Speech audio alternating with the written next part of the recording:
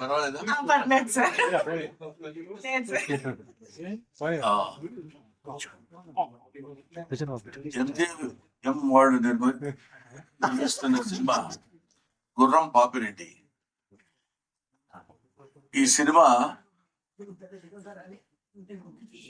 మురళీ మనోహర్ రెడ్డి దర్శకత్వం వహించే ఈ సినిమా ఇతను అంటే నాది మొత్తం సినిమాకి నడిపించేటువంటి నడిపించి దాన్ని ప్రేక్షకులకు తెలియపరిచేటువంటి ఒక జడ్జి క్యారెక్టర్ నాది. చాలా డిఫరెంట్ గా కొత్త పద్ధతిలో కొత్త బంధాలు.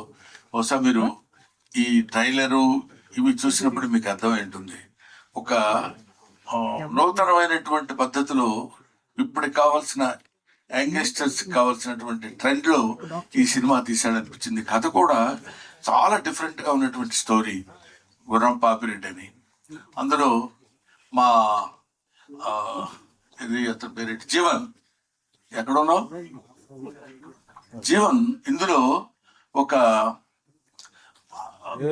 ఇంపార్టెంట్ క్యారెక్టర్, అంటే సాలిడ్ గా ఉండే క్యారెక్టర్. అందులో కూడా ఆ క్యారెక్టర్ కూడా అట్లాంటిదే. ఇతను ఈ క్యారెక్టర్ కి అంటే ఒక రకంగా ఎక్కువ యాక్ట్ చేయాల్సిన పని లేకుండా నప్పే క్యారెక్టర్ అనమాట.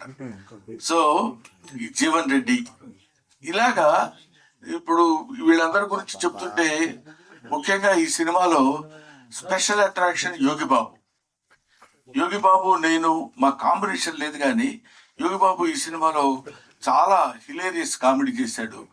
ఆ తర్వాత కసిరెడ్డి అండ్ వంశీ వీళ్ళందరూ ఈ సినిమాలో వాళ్ళ క్యారెక్టర్స్ అద్భుతంగా ప్రదర్శించినటువంటి సినిమా. వాళ్ళని అంత బాగా చేయటానికి ఉపయోగపడినటువంటి వాళ్ళు చేయించుకున్నటువంటి వ్యక్తి దర్శకుడు. ఇది పోతే ఇంకా మీరు అందరూ చూస్తున్నారు, నేను కూడా చెప్దామా వద్దా అనుకునే ఇద్దరు క్యాండిడేట్లు ఉన్నారు కదా. హీరోయిన్ గురించి చెప్పడంటే వీళ్ళందరి గురించి చెప్తున్నాడంటే హీరోయిన్ మిస్టర్ చెప్పబోయే దాన్ని కూడా మాట్లాడుతుంది వేరేగా చెప్పది. మిస్టర్ నరేష్ అండ్ ఫరియా వీళ్ళిద్దరూ నాకు ఫస్ట్ డే షూటింగ్ లో కలిసినప్పుడు ఇతనేమో చిన్న బాల్డ్ హెడ్ తో వచ్చాడు. అంటే ఇదో గెటప్ ఏమో నాకు తెలియదు. నమస్కారం సార్, ఎవరు రానిచ్చారా వీళ్ళని? సెట్ లో కూర్చుని నేనేమో జడ్జిగా అక్కడ కూర్చుని ఉన్నాను. వీళ్ళిద్దరు వచ్చి నమస్కారం అండి అని. ఈ అమ్మాయి ఏమో ఓల్డ్ ఉమన్, 95 years అమ్మాయి లాగా. వీళ్ళిద్దరు వచ్చి చెబుతుంటే ఎవరో చూడటానికి వచ్చారేమో, షూటింగ్ వీళ్ళు ఎలా చేశారేమో అనుకున్నాను నేను. ఆ తర్వాత తెలిసింది చాలా డిఫరెంట్ గా డిఫరెంట్ క్యారెక్టర్స్ తో డిఫరెంట్ గెటప్స్ తో వీళ్ళు కనపడతారు. చాలా దాన్ని ఏమంటారు, మనకి నావెల్ గా కొత్త రకమైనటువంటి సినిమా మనం చూస్తున్నామన్న ఆ భావన మనకు కలిగే విధంగా అద్భుతమైనటువంటి సినిమా తీశాడు మురళీ మనోహర్ రెడ్డి. ఈ సినిమాకి ప్రొడ్యూసర్స్ అమర్ గారు, బాబీ, అతనితో సెన్సార్ ఆఫీస్ లో ఎక్కడ ఉన్నారు ఆయన, సంధ్య గారు నాకు తెలిసినంత వరకు. ఇంకెవరైనా ఉన్నారండి? వేణు గారు. వీళ్ళు ప్రొడ్యూసర్స్.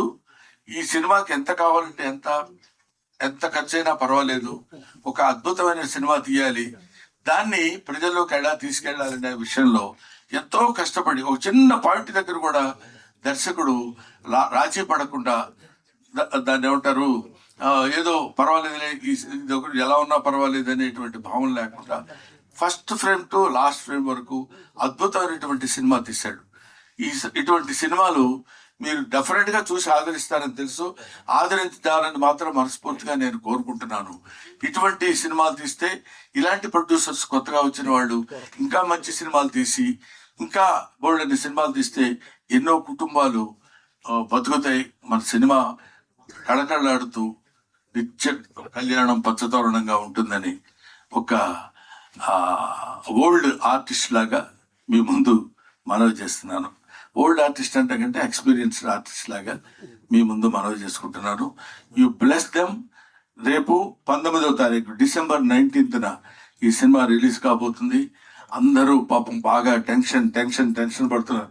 ఇప్పుడు ఈ టెన్షన్ లో నేనేమొస్తానయ్యా, 2 గంటల నుంచి 3 గంటల వరకు అంటే జస్ట్ డెఫినెట్గా నిద్రపోయే టైం అది నాకు స్పెసిఫిక్గా నిద్రపోయే వాళ్ళ సంగతి నాకు తెలియదు. కానీ ఈ టైంలో మీరు ఇక్కడికి వచ్చేస్తే బాగుంటుందండి అని చెప్తే, సరే ఈ ఒక్కరోజు నిద్ర మానుకోవడానికి పెద్ద దేశం ఏమి కొంపలు మునిగిపోవు, ఉక్రెయిన్ యుద్ధం ఆగిపోదు, కాబట్టి వెళ్ళొచ్చు. మంచి సినిమాలు కుర్రాళ్ళు చేసే అటెంప్ట్, ఇందులో ఈ కంటెంట్ ఉంది. ఇట్లాంటి మంచి సినిమాల గురించి 4 ముక్కలు మనం మాట్లాడినా, 4 ముక్కలు నలుగురు తెలుసుకున్నా ఇలాంటి మంచి సినిమాలు సక్సెస్ అవుతాయని నేను మనస్ఫూర్తిగా కోరుకుంటూ, ఇలాంటి సినిమాలు ముందు ముందు ఎన్నో సినిమాలు రావాలి, సక్సెస్ అవ్వాలి, ఇలాంటి ప్రొడ్యూసర్స్ 10 కాలాల పాటు ఉండాలి, ఇలాంటి దర్శకులకి మంచి భవిష్యత్తు ఉండాలని నేను మనస్ఫూర్తిగా కోరుకుంటున్నాను. Thank you very much. Thanks. Thank you, sir. Thank you very much. Sir.